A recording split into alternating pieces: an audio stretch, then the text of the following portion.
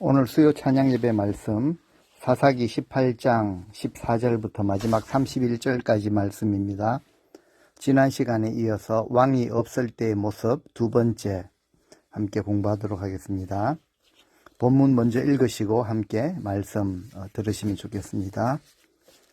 오늘 이 본문은 지난주에 이어 왕이 없던 시대에 일어난 일입니다.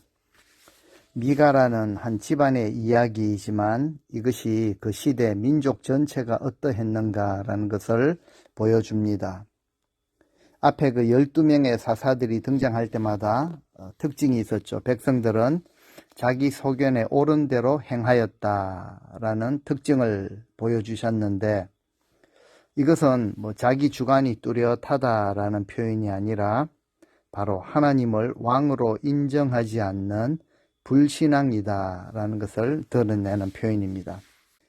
흔히 내 소견에 옳은 것을 하나님의 뜻이라고까지 생각하기도 하는데 절대 그렇지 않습니다.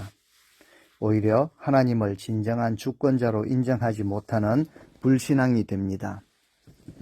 지난주에 이 단지파 사람들이 자기들이 살 땅을 찾기 위해 5명의 정탐꾼을 보냈는데 그들이 미가의 집 제사장으로부터 엉터리 축복을 받게 되죠. 제사장이 무엇이라고 말합니까? 가십시오. 가서 그 땅을 치십시오. 하나님이 주신 땅, 그리고 하나님이 함께 하십니다. 라는 이 엉터리 축복이죠. 형식적인 그런 복을 받고 돌아와서 지파 앞에서 보고를 하는 장면을 살펴보았습니다. 정말 좋은 땅입니다. 하나님이 주신 땅입니다. 이런 보고를 받고 단지파 사람들이 그 땅을 쉽게 정복할 수 있을 것이라고 확신을 하고 그 라이스 땅을 정복하기 위해 600명 군사를 준비시킵니다. 그리고 에브라임 산지로 올라와서 미가의 집에 이르게 되죠. 그리고 그의 집안 제사장이었던 레위 청년을 자기 부대에 합류시키는 이제 모습이 오늘 나타납니다. 14절부터 보시겠습니다. 전에 라이스 땅을 정탐했던 5사람이 지파 사람들에게 이렇게 말하죠. 이 집안에 에봇과 가정 수호신과 신상들이 있다. 이제 너희가 어떻게 할지 생각해보라 라고 이렇게 이야기를 합니다. 한마디로 이 집안에 이제 우리가 참 가질 만한 그런 물품들이 있다라는 것을 알려주죠. 예전에 우리 앞니를 물을 때 신상에게 그렇게 물어보았을 때 좋다는 응답을 얻었다. 우리가 이런 것들은 우리가 가질 만하다라고 이야기를 합니다. 더 나아가서 이런 것들은 우리가 훔치는 게 더 나을 것이다. 빼앗는 것이 나을 것이다. 우리가 그 신상을 차지하면 하나님이 우리와 계속 함께 하셔서 우리가 더 번영할 수 있고 또 이 라이스 땅의 주인이 될 수도 있을 것이다 라는 그런 의미가 있습니다. 이제 5명 이 사람들이 집으로 들어가서 이제 그 레위 지파 레위 사람 제사장에게 문안 인사를 하죠. 아마 그곳은 레위 사람이 그 청년이 머물고 있었던 그 미가의 신당이라고 볼 수 있습니다.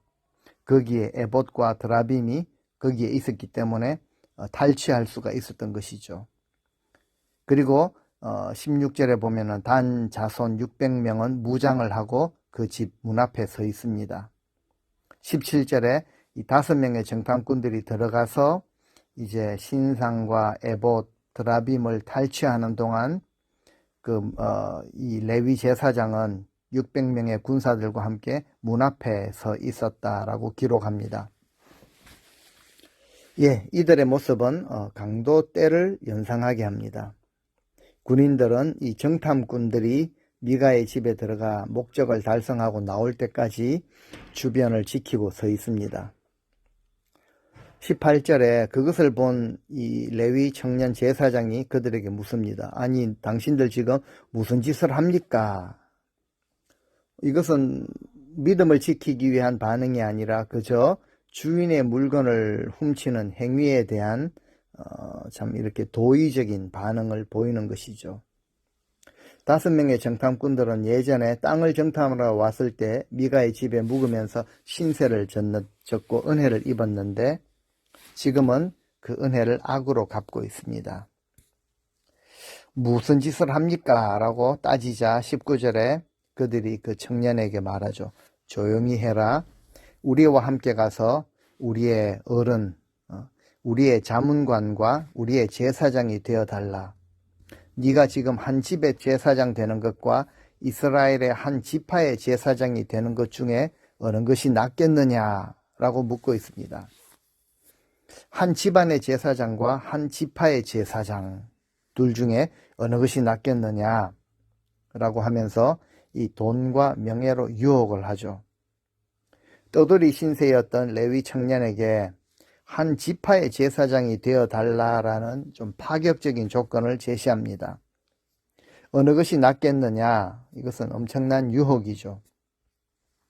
계속해서 그저 한 집안의 제사장으로 남을 것인가 아니면은 한 지파의 그런 제사장이 될 것인가?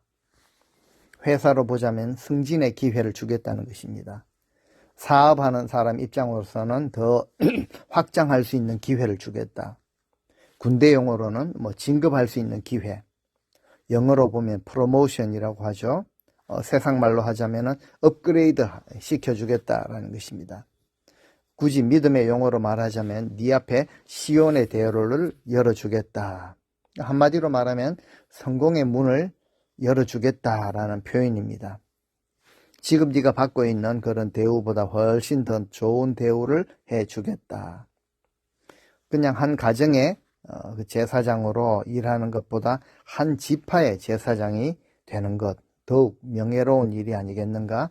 돈을 더 많이 벌 수 있다 라는 뜻이죠. 여기에 넘어가지 않을 인생이 있겠습니까? 우리가 인생을 사는 동안 계속 우리 앞에 주어지는 유혹입니다. 우리가 말려들기 쉬운 유혹이고 빠지기 쉬운 유혹이 바로 이것입니다. 만약 우리가 그 레위 청년 제사장의 입장이었다면 이런 엄청난 제안을 받았을 때 우리는 어떻게 하였겠는가? 사실 우리가 어느 것이 더 낫겠느냐라는 이 질문 앞에 우리는 거의 다 넘어집니다. 20절에 보면은 이제 그 제사장, 청년 제사장의 마음이 당연히 기뻤죠. 에봇과 드라빔과 우상을 받아가지고 단 지파의 백성들 가운데로 들어갑니다. 이 레위 청년은 이제 내 앞길이 열렸다라고 생각하고 그 제안을 좋게 여기고 자신을 선대한 미가의 집을 한순간에 배신하고 아무런 양심의 거리낌도 없이 이것을 좋게 여기고 기쁜 마음으로 단 지파 사람들의 제사장으로 그렇게 들어가게 되죠. 이 청년 시작부터도 믿음이 없었지만 지금 모습도 그렇습니다. 어떤 사명감도 찾아볼 수가 없습니다. 그 백성들 가운데로 들어갔다라는 것이죠. 그래서 이 단 지파의 제사장이 된 레위 청년은 이제 지파 전체를 우상 숭배와 거짓된 신앙으로 타락의 길을 걷도록 앞장서는 그런 모양이 되어버립니다. 이 레위 청년의 모습에서 우리의 모습을 발견하지는 않은가 살펴보게 됩니다. 우리 인생 특별히 많은 그 기로 앞에 섰을 때 당장 눈앞에 유익이 보이고 내가 만족하는 그 길로 보이기 때문에 그것을 거의 하나님의 뜻으로 받아들이고 덥석덥석 붙드는 삶을 살아오지는 않았는가 살펴보아야 합니다. 내가 보기에 더 좋은 것이 생기면은 언제든 더 좋은 것을 위해 다른 것을 가차없이 버리는 자세. 이것이 마치 무슨 믿음의 담대함인 것처럼 하나님의 뜻인 것처럼 생각하고 더 좋은 조건을 덥석 취하는 삶. 그런데 우리는 이런 선택을 하면 할수록 진정한 믿음에서는 더욱 멀어지게 되는 것 같습니다. 정말 우리에게 개척자 정신이 필요하죠. 우리에게 허락하신 사명을 붙들고 그 길을 개척하는 정말 그런 어려움이 있다고 할지라도 믿음으로 길을 가는 자세. 더 나은 조건과 유혹들이 우리 앞에 주어진다고 할지라도 눈앞에 놓여있는 사명을 붙들고 그 길을 갈 수 있는 이런 정신이 우리에게 필요한 것입니다. 어느 것이 낫겠느냐라는 유혹 앞에서 우리가 다시 한번 신중하게 생각해보고 무엇보다도 하나님께 길을 묻고 말씀이 기준이 되어 내가 가야 하는 그 길이 비록 좁고 험난해도 내가 오히려 대접과 인정을 받지 못하는 길이라고 할지라도 하나님이 원하시는 길임을 알고 그것을 믿고 그 믿음의 길을 선택할 수 있어야 한다는 것이죠. 하나님의 뜻이 이루어지기 위해서 더 힘든 길도 우리는 선택할 수 있어야 합니다. 미가의 모습이나 레위 청년의 모습이나 그 단 지파의 모습이 크게 다르지 않다라는 것이죠. 왜 그런가 하면 그들에게는 왕이 없었습니다. 스스로가 전부 왕이 되었기 때문에 그저 자기 눈에 좋을 대로 행하며 자기 자신의 유익을 위해 만족을 위해 살고 있는 모습이다라는 것을 드러내고 있습니다. 21절에 보니까 그들은 거기서 발길을 돌려서 자녀들과 가축과 값진 소유물들을 앞세우고 그 길을 떠납니다. 예, 단지파는 이제 어린아이와 가축과 물품 등을 앞에 두고 이제 미리 행진하게 하고요. 용사들은 그 후미를 지키게 합니다. 이것은 이제 미가가 자신들을 뒤쫓아올 것을 미리 예상할 수 있었기 때문이죠. 아니나 다를까 이제 미가가 쫓아옵니다. 22절에 보니까 그들이 미가의 집에서 제법 멀리 떠나왔을 때 미가는 이웃집 사람들을 모아가지고 단 자손을 따라 붙습니다. 그렇죠. 미가는 그 신상이 약탈당하고 제사장이 도망갔음을 알았을 때 과연 가만히 있었겠습니까? 최대한 힘을 모아서 약탈자들을 추적합니다. 미가와 함께한 단 자손을 추적한 이웃들은 아마 미가의 그 신당에서 함께 예배했던 자들로 추측이 됩니다. 그들은 어린 아이들과 가축과 물품을 가지고 천천히 행군하는 단 지파를 쉽게 따라잡을 수 있었을 것입니다. 그런데 단 지파 그 600명의 용사들은 무장을 했고 힘이 강했고 숫자가 많았기 때문에 미가의 그 무리들은 힘으로 싸우기보다는 이치를 따져가지고 그들이 빼앗긴 것을 되찾기를 바라는 마음으로 이렇게 소리를 쳤을 것입니다. 이보시오, 잠깐만 멈추어 보십시오 라고 소리를 질렀을 것입니다. 23절에 보니까 단 자손을 불러 세웁니다. 그때 단 지파 사람들이 돌아보면서 미가에게 이렇게 묻습니다. 아니, 당신이 무슨 일로 사람들을 모아가지고 우리를 뒤쫓아옵니까? 그들은 미가가 지금 따라온 이유를 잘 알면서도 능청스럽게 모른 채 하며 시치미를 떼며 웃습니다. 이런 표현들은 깡패나 조폭들이 잘 사용하는 것이죠. 우리는 여기서 단지파 사람들이 자신들의 잘못임에도 불구하고 우리 힘이 더 세다, 우리 숫자가 더 많다, 이것을 믿고 힘으로 미가를 위협하려는 것을 알 수가 있습니다. 미가가 억울한 듯이 말하죠. 너희들은 내가 만든 신들과 제사장을 빼앗아 갔으니 이제 내게 남은 것이 뭐냐? 아무것도 없다. 그러면서 너희가 어떻게 나에게 무슨 일이냐라고 물을 수가 있느냐? 항변을 하는 것이죠. 미가는 자신이 빼앗긴 우상에 대해서 내가 만든 신들이라고 그렇게 표현을 하죠. 즉 내가 섬기는 신이다라는 것이죠. 하나님을 믿지도 않고 인정하지도 않는 미가의 영적인 상태, 그러면서 내가 의지하고 붙들 수 있는 그 대상을 내가 만들었다, 어처구니 없는 그런 영적인 상태를 드러냅니다. 이것이 바로 우상의 정체입니다. 사람이 손으로 만든 것을 신이라고 생각하고 그것을 서로 섬기고 있죠. 얼마나 무지하고 또 어리석은 일을 하고 있는지 모릅니다. 미가는 우상을 만들고 레위 자손을 제사장으로 세우면 하나님께 복을 받을 것이다 라고 생각했던 것이죠. 하지만 그렇게 해가지고 지금 자신에게 돌아온 것은 배신과 후회와 실망과 좌절, 두려움밖에 없습니다. 자기 말대로 남은 것이 하나도 없죠. 그렇습니다. 우상이 사람에게 줄 수 있는 것은 아무것도 없습니다. 미가는 단지파 사람들을 쫓아가 봤지만 자기 힘으로 그들을 어쩔 수 없다라는 것을 알고 있죠. 다만 쓸쓸한 마음으로 집으로 돌아갈 뿐입니다. 이렇게 미가는 자신이 만든 신상과 자신이 택한 레위 청년을 남겨두고 돌아갑니다. 그리고 자기가 만든 신상을 이제 그 신상들은 두고두고 단지파 이스라엘 전체에 어려움을 안겨다 주게 되죠. 25절에 보면은 단 자손이 오히려 그에게 협박을 합니다.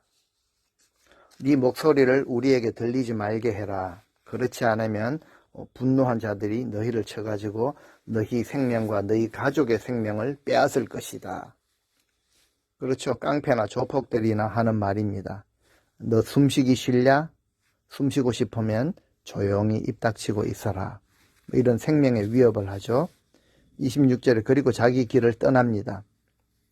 미가는 너무나도 분하고 억울했지만 단 자손이 지금 자신보다 강하다라는 것을 알았기 때문에 아무런 저항도 하지 못하고 모든 것을 잃어버린 채 자기 집으로 돌아가야 했습니다. 씁쓸한 모습이기도 하지만 우상을 섬기고 의지했던 결과가 어떤 것인가라는 것을 보여주죠. 그저 순순히 모든 것을 포기하고 집으로 돌아갈 수밖에 없었습니다. 그리고 단 자손은 라이스에 이르러서 그 평화롭게 걱정 없이 사는 백성들을 칼로 점령하고 성읍들을 불태웁니다. 단 지파의 난폭함, 죄가 그대로 드러나죠. 그 땅을 차지할 권리도 없었는데 평화롭게 사는 그 땅 백성들을 죽이고 탐욕으로 그 땅을 빼앗은 것입니다. 그런데 그들을 구원할 자가 아무도 없죠. 28절에 설명하는데 시돈과도 거리가 멀고 다른 민족과 접촉하는 일도 없었기 때문이라고 합니다. 그리고 단 자손은 거기에다가 성읍을 재건하고 거기 정착해서 살기 시작합니다. 단 지파는 하나님이 그들에게 기업으로 주신 땅, 이것은 외면하고 자기들 눈에 살기 좋고 눈에 좋아 보였던 다른 땅을 찾았고 그리고 그들의 소견에 오른 대로 악을 행하며 살아가기 시작합니다.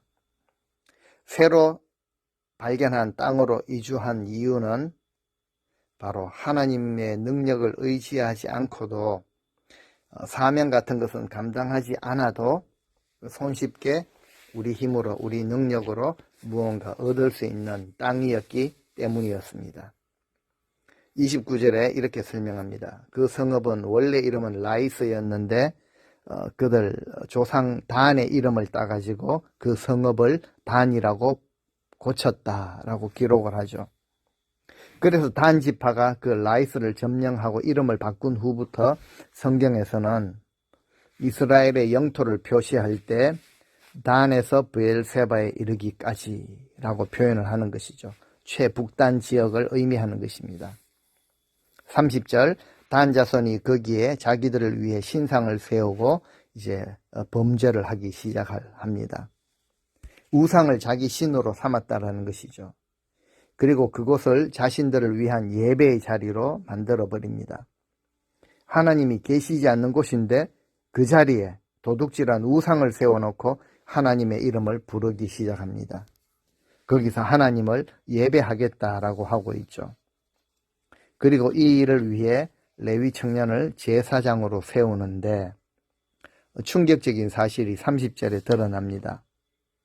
모세의 손자 게르솜의 아들 요나단과 그 자손들이 단지파의 제사장이 되어 단지파가 포로로 잡혀가는 날까지 제사장이 되었다라고 기록을 합니다. 지금까지 레위 청년의 정체, 이름도 밝혀지지 않았는데 이제 드러나고 있죠.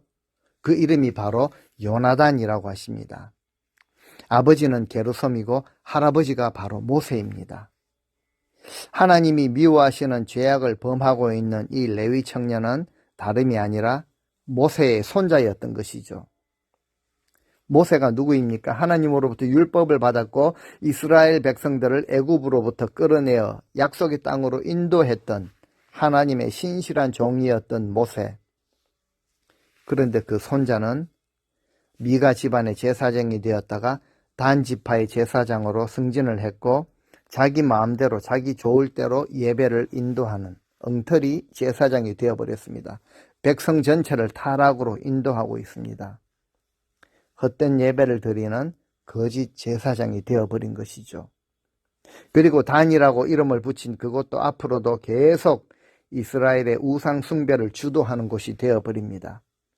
마지막 31절, 하나님의 집이 실로에 있을 동안 미가가 만든 우상들은 계속해서 단 지파 가운데 있었다. 죄가 쉽게 사라지지 않는다라는 것을 의미하죠. 각자가 자기 소견에 옳은 대로 행했던 것이 결국 어떻게 연결되는가? 그 결과가 어떤가를 보여줍니다. 우상 숭배의 죄악으로 빠지게 되었다라는 것이죠. 자기 소견대로 행하는 것이 얼마나 어리석고 위험한가라는 것을 오늘 말씀이 보여주고 있습니다. 이러한 민족 전체의 타락의 근본 원인이 어디에 있었는가? 23장을 시작하면서 1절에 또다시 기록을 했죠. 그때 이스라엘에 왕이 없었다라는 짧은 구절이 모두를 설명하고 있습니다. 이스라엘에 왕이 없었기 때문에 무질서하고 부패한 사건들이 반복되고 있다라는 거죠. 우리 개인도 마찬가지일 것입니다.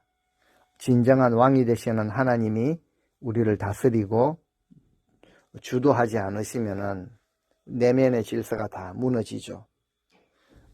먹고 살기 위해서 자신의 일은 열심히 할지 모르지만 내면의 영적 질서가 다 무너지고 부패한 인생으로 전락할 수밖에 없습니다. 이제 다음 시간에 24장을 살필 때인데요. 이것이 윤리적인 타락으로 또 연결이 되는 것이죠. 우리는 참 중요한 질문을 던져 보아야 합니다. 내 인생 안에 왕이 계시는가? 라는 이 질문 던져 보아야 합니다.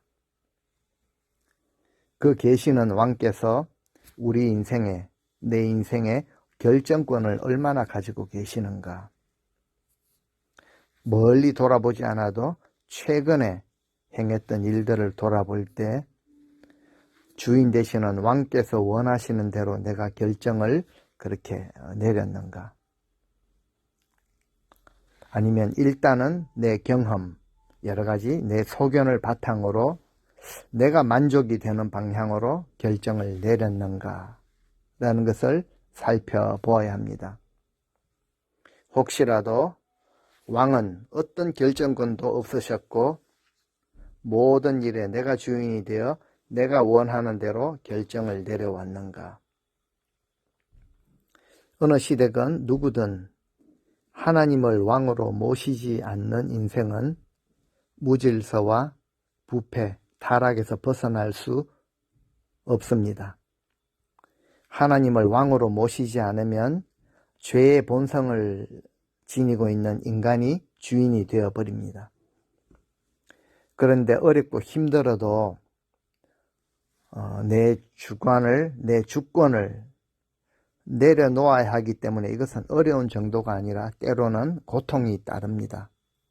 참 어렵고 힘들어도 고통이 따른다고 할지라도 왕이 되시는 하나님의 그 결정을 따르게 되면 거기에는 분명히 보상과 대가가 주어집니다. 어느 것이 더 나은가라는 질문 앞에서 단 지파는 하나님이 허락하신 사명보다 자신들이 쉽게 얻을 수 있는 땅을 무력으로 폭력으로 선택을 했습니다. 거기에다가 임의로 우상을 세우고 제사를 드렸죠. 어느 것이 더 나은가라는 질문 앞에서 레위 청년은 더 나은 조건, 인생이 성공하는 길이라고 생각되어지니까 미련 없이 배반을 하고 그 나은 길, 더 이제 승진이 되는 그 길을 선택하게 됩니다. 우리는 주님을 믿는 자들입니다. 여기서 주는 주인 주자이죠. 그리스도인인 우리 각자는 주님 앞에서, 주인 되시는 주님 앞에서 어떻게 살아야 하는가에 대한 그 질문을 던질 수 있어야 합니다. 지금 내 삶이, 지금 내 결정이 하나님 중심인가 아니면 나 중심인가 라는 것을 살펴보아야 합니다. 우리 인생에 속도를 내기 위한 진로, 그 길을 멈추고 나의 왕은 하나님이십니다. 나는 하나님의 결정을 따르겠습니다 라는 믿음의 길을 선택할 수 있어야 합니다. 그리고 그 결과도 하나님께 맡기는 것이죠. 만일 우리가 나의 만족과 나의 유익, 나의 욕심을 우선시하게 된다면 그렇게 하면 할수록 우리는 점점 더 믿음에서 그리고 주님께로부터 멀어지게 될 것입니다. 그 방향이 우리 주님 가신 길과 반대가 되는 방향이기 때문에 그렇습니다. 우리가 가야 할 방향이 아닌 것이죠. 그럼에도 불구하고 그 길을 가서 내가 원하는 것을 얻어내었다면 사실 이런 경우가 많기도 한데요. 그렇게 해서 얻은 것들은 우리에게 진정한 복이 되지 못하죠. 오히려 독이 됩니다. 조만간 그것을 모두 잃어버리게 될 것이고 그것이 우리 인생에 두고두고 올무가 되는 것이죠. 전혀 유익이 되지 못합니다. 그런데 우리가 하나님의 그 결정을 따르며 말씀대로 살게 되면 때로는 못 얻은 것처럼 보여도 때로는 손해가 되는 것처럼 보인다고 할지라도 이것은 하나님께서 친히 이루시고 경영하시는 그 복, 하나님이 공급해 주시는 복을 반드시 누리게 될 것입니다. 오늘 이 말씀을 들으시는 우리 성도님들, 하나님을 우리 남은 인생에 진정한 왕으로 인정하시며 하나님의 결정을 순종함으로 따르시며 진정한 은혜와 복을 누리시며 살아가는 우리 모든 성도님들 되시기를 주님의 이름으로 축원드립니다. 아멘.